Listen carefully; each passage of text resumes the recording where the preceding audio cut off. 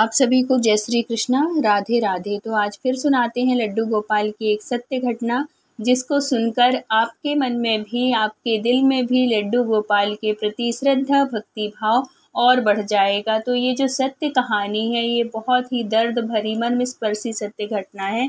तो अगर आपको ये वीडियो अच्छे लगते हैं तो प्लीज़ लाइक कर दिया करिए, और चैनल में न्यू हैं तो प्लीज़ सब्सक्राइब कर लीजिएगा। तो ये जो सत्य घटना है, ये मेरे साथ शेयर की है झारखंड से अनीता जी। तो अनीता जी की कॉलोनी में एक अम्मा रहती हैं, और वो लड्डू गोपाल की बहुत बड़ी भक्त हैं।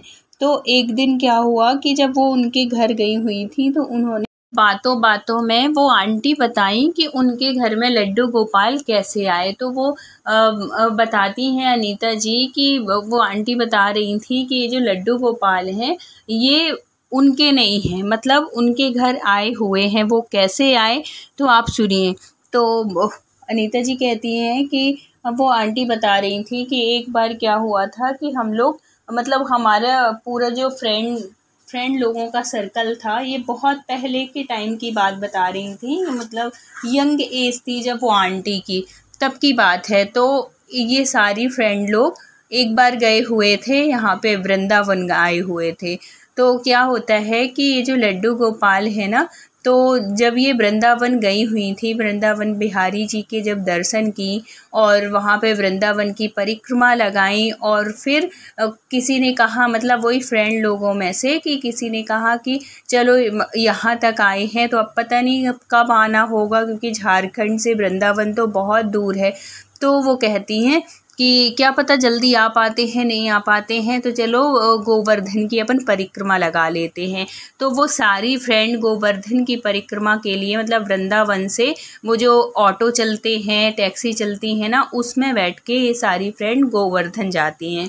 फिर गोवर्धन की इन्होंने परिक्रमा लगाना शुरू की। तो परिक्रमा कब लगाती हैं कि रात के टाइम पे परिक्रमा लगाती हैं।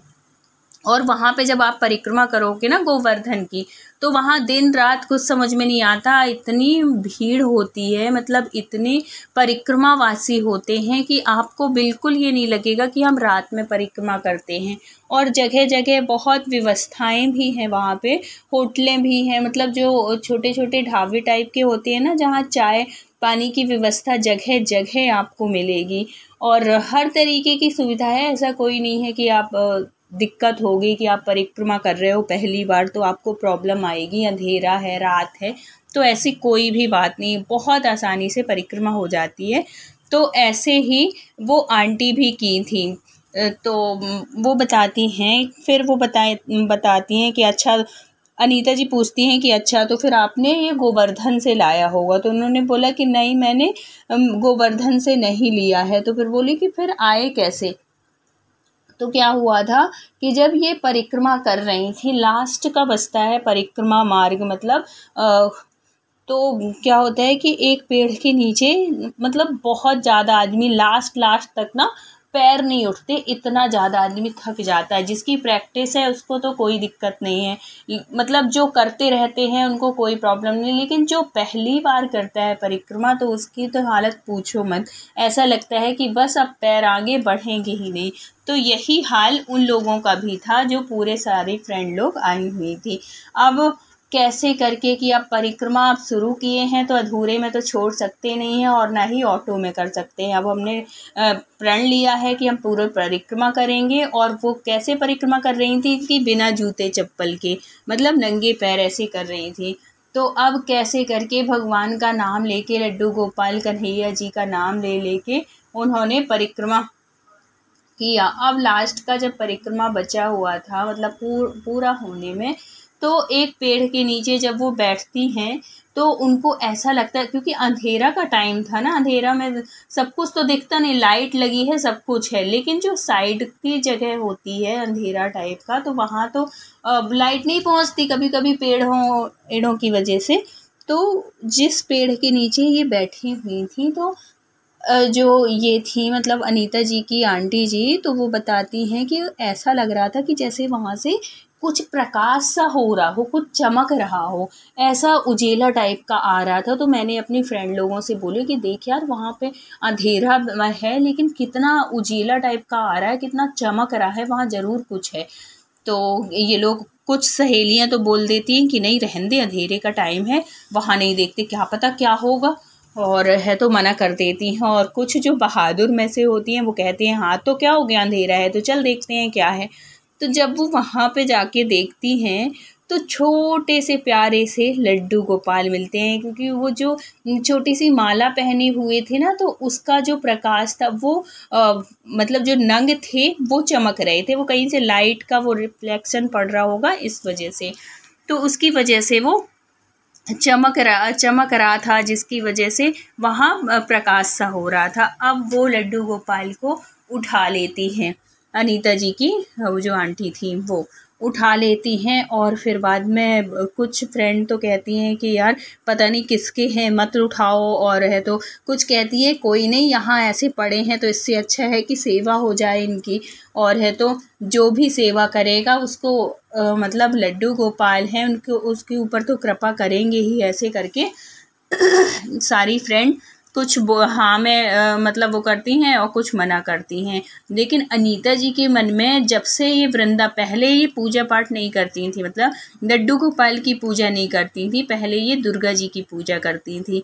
लेकिन जब से वृंदावन आई थी ना, तो वृंदावन में तो आप पैर रखते ही बांके बिहारी लड्डू गोपाल के हो जाओगे, तो तब से उनके मन में बार बार आता था कि अब मैं जाऊँगी तो मैं लड्डू गोपाल लेके ही जाऊँगी। इनके मन में कई बार आया, क्योंकि जब अपन कोई भी वृंदावन जाता है ना, तो सबके हाथों में बहुत से ऐसे लोग होते हैं जो अपने अपने लड्डू गोपाल को लेके आते हैं। तो जो नहीं भी करते पूजा, उनके मन में भी लड्डू गोपाल के प्रति भाव से जग जाते हैं। तो ऐसे ही हाल इनके साथ हुआ था। इनके भी कई बार मन में आया कि मैं भी इस बार लड्डू गोपाल लेके जाऊंगी, लेकिन फिर एक बार रुक जाती हैं कि क्या पता मैं कैसे सेवा कर पाती हूँ, नहीं कर पाती। मैंने सुना है इनकी सेवा बहुत कठिन है, जो कि ऐसा कुछ भी नहीं है। लड्डू गोपाल की सेवा इतनी सरल है, इतनी सहज है कि बता नहीं सकते। मतलब वैसे ही है जैसे कि हम अपने बच्चे के साथ वो करते हैं ना, वैसे ही आपको ट्रीट करना है, और कुछ भी नहीं है। कुछ भी ऐसा मुश्किल काम नहीं है कि नहीं बहुत मुश्किल है, और लोग जो डरा देते हैं ना, तो ऐसी कोई बात नहीं है। हर कोई लड्डू गोपाल को ला सकते हैं और अपने सामर्थ्य के हिसाब से उनकी सेवा कर सकते हैं।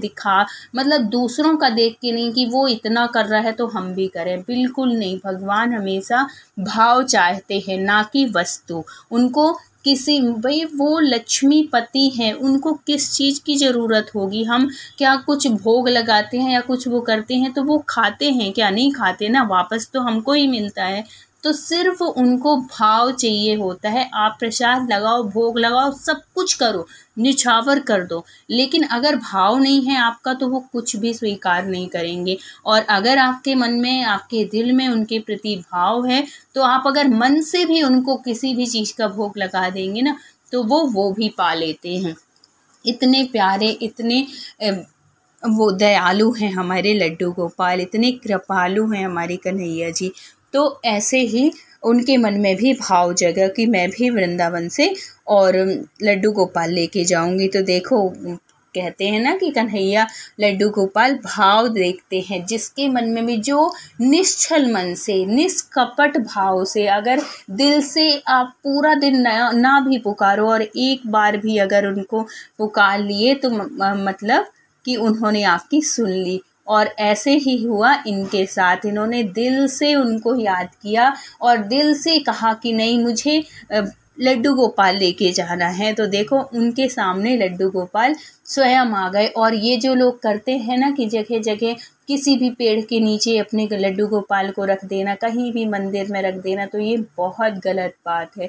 अगर आपने अपने घर में रखा है तो उनकी बहुत अच्छे से सेवा करिए, चाहे वो छोटे हों या बड़े। ये कभी मत सोचिए कि हमारे घर में बड़े आ गए हैं तो हम छोटे को किसी को दे दें, बिल्कुल भी नहीं देना है। आप वैसे ही सेवा करिए जैसे कि आप पहले करते थे, क्योंकि ये भगवान है, ये भी भाव देखते हैं। अगर हमारा भाव एक समय तक बहुत अच्छा रहा बच्चे के जैसे, तो अगर आप ऐसे सोचिए कि अगर हम हमारे घर में एक बच्चा है, ठीक है, और उसका अगर कोई बड़ा भाई या कोई छोटा भाई आ जाए तो क्या हम उसको अलग कर देते हैं? नहीं करते ना, वो भी तो हमारे साथ में ही रहता है घर में।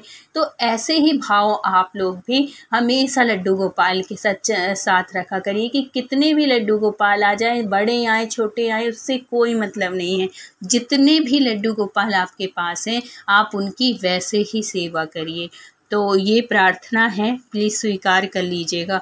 तो फिर क्या होता है कि जब ये अनीता मतलब जो अनीता जी की आंटी थी, वो जब लड्डू गोपाल को लेती है ना, तो उनके मन में यही मतलब इतना लेके इतनी खुश हो जाती हैं और यही भाव उनके अंदर होता है कि देखो मैंने मन से बोला और मैंने उनके सामने कोई प्रार्थना नहीं की, सिर्फ अंदर अंदर सोच ही रही थी कि लड्डू गोपाल ने, बांके बिहारी ने मेरी सुन ली। और ऐसे ऐसे करके उनको, कन्हैया जी को, लड्डू गोपाल को अपनी गोदी में ले लेती हैं और ये सोच के कि ये प्रसाद है, और फिर ले आती हैं। फिर क्या होता है कि जब ये घर ले आती हैं तो इनके परिवार में ना इनकी लड्डू गोपाल की सेवा नहीं होती है। तो उस टाइम पे इनकी सास भी थी और जैसे ही लड्डू गोपाल को देखती हैं तो वो बहुत ज़्यादा गुस्सा हो जाती है, बहुत ज़्यादा, इतनी नाराज़ होती हैं कि पूछो मत।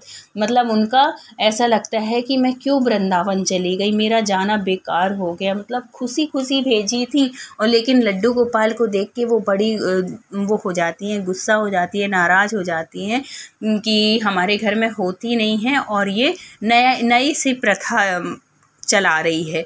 तो वो फिर जो वो आंटी थी तो वो बहुत समझाती हैं कि ऐसा कुछ नहीं है माँ जी, देखो जिस भी मतलब भगवान के प्रति आपके भाव आ रहे हैं तो आप उनकी सेवा कर सकते हो। ऐसा कोई नियम नहीं है कि अगर हम शिव जी को या दुर्गा जी को मान रहे हैं तो हम लड्डू गोपाल को नहीं मान सकते, या कि जो शिव जी को मान रहा है लड्डू गोपाल को मान रहा है तो वो शिव जी को नहीं मान सकता। ऐसे कुछ नहीं है, भगवान सब हैं और सबके प्रति श्रद्धा रखना चाहिए। जिसके प्रति भी भाव जाग रहे हैं आप उनको स्वीकार कर लो, उनको अपना बना लो, वो भी आपको अपना बना लें। बहुत समझाती नहीं मानती वो, और ये जो है ये बहुत उनको लाड़ के साथ रखती हैं, बहुत प्यार के साथ रखती है, क्योंकि वहाँ पे उन्होंने कई लोगों से पूछा था जिन्होंने भी लड्डू गोपाल अपने साथ रखे हुए थे, तो उनसे उनकी विधि उनको कैसे रखा जाता है, क्योंकि ये तो पहली बार लड्डू गोपाल की सेवा का इनको अवसर मिल रहा था ना, तो उन्होंने सब कुछ पूछ लिया था कि इनको कैसे मतलब रखा जाता है, क्या करना चाहिए। तो वो लोग सब कुछ बता दी थी कि जैसे अपन बच्चे के साथ रहते हैं वैसे ही रखना है और कुछ भी नहीं। जैसे सुबह भोग लगा दो, दोपहर में लगा दो, शाम को लगा दो, रात को लगा दो, ऐसे उनको, और फिर सोते समय उनके अच्छे से पैर दबाओ, उनको अच्छे से सुलाओ।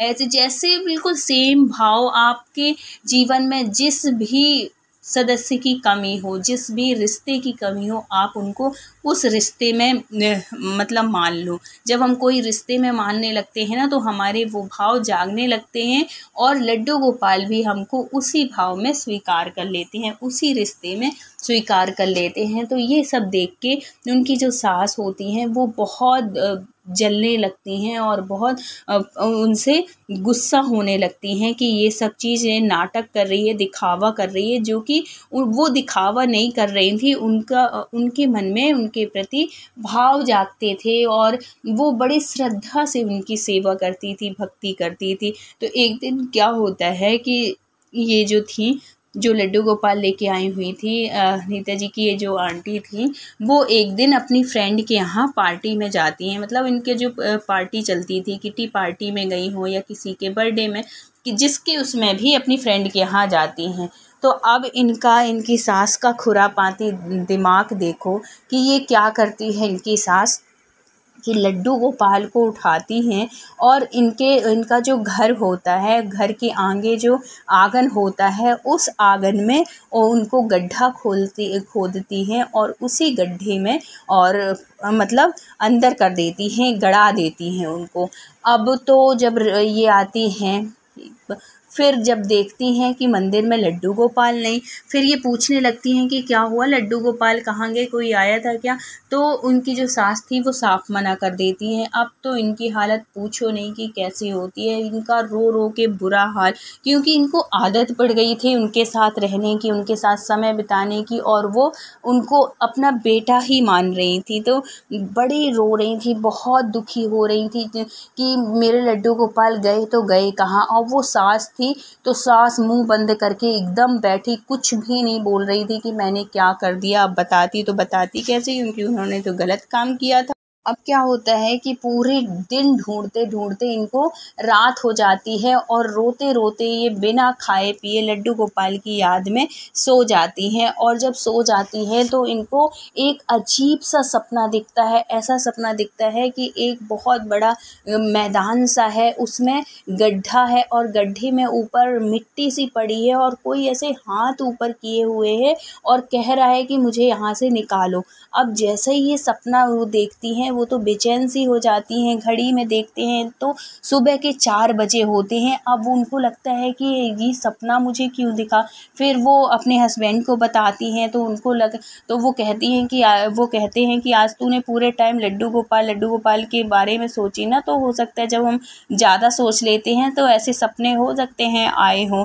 तो वो फिर पूरे टाइम, उनको कहाँ नींद आने वाली थी, अब वो सोचने लगती हैं कि ऐसा सपना दिखने का क्या मतलब हो सकता है कि एक गड्ढा है, उसमें मिट्टी सी पड़ी है और कोई मुझे बुला रहा है। तो उनके मन में सोचने में टाइम नहीं लगा, उनको ऐसा लगा कि ऐसा तो नहीं कि मेरा लड्डू गोपाल हो और कहीं बहुत परेशानी में हो, किसी गड्ढे अड्डे में हो, जो कि मुझे बुला रहा है।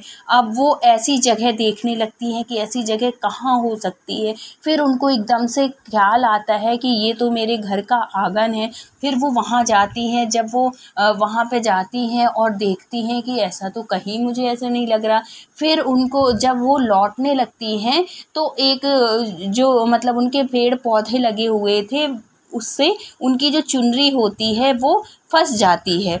और जब वो फंस जाती है तो वो पीछे मुड़ के देखती है तो वहीं पे एक ऐसा गड्ढा सा दिखता है जहाँ की मिट्टी मतलब निकाली गई हुई, एक नया मतलब एक तुरंत का खोदा हुआ गड्ढा सा लगता है। तो फिर वो वहाँ पे देखती हैं कि यहाँ की मिट्टी सी निकली हुई है। तो जब वो वहाँ पे उस मिट्टी को हटाती हैं और देखती हैं तो उनको कुछ टकराता है, और जैसे ही वो ऐसे हाथ में वो करती हैं तो उनके प्यारे से छोटे से लड्डू गोपाल मिलते हैं।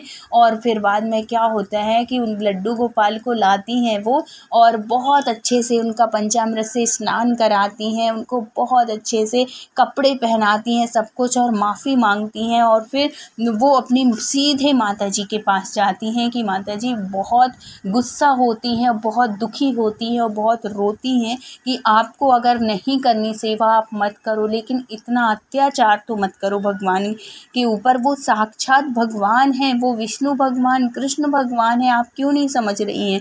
लेकिन वो जो सास थी वो बड़ी जिद्दी और उनको और चिल्ला के उनको वहाँ से अपने रूम से भगा देती है। फिर क्या होता है कि उस दिन जो उनकी सास हैं अचानक से पता नहीं कैसे फिसल जाती हैं, जिसकी वजह से उनको बहुत तेज चोट लगती है, और कमर की जो हड्डी होती है ना वो क्रैक हो जाता है उसमें, और वो चल फिर नहीं पाती। तो ये जैसे ही वो गिरती हैं उनको ये इस बात का आभास हो जाता है कि मैंने लड्डू गोपाल के साथ गलत किया, जिसकी सज़ा मुझे मिल गई। फिर वो आती हैं और उनकी जो बहू थी वो आती हैं और उनसे बोलती हैं कि देखिए माँ जी, आपने बिना वजह लड्डू गोपाल को जो ये परेशान की हैं उसकी आपको सज़ा मिल गई है। तो वो भी इस बात को मान लेती हैं कि हाँ मैंने गलती की, और फिर अपनी बहू से कहती है कि जब अपने लड्डू गोपाल को लेके आ तो मैं उससे माफ़ी मांग लूँ। फिर लड्डू गोपाल से बहुत माफ़ी मांगती हैं और कहती हैं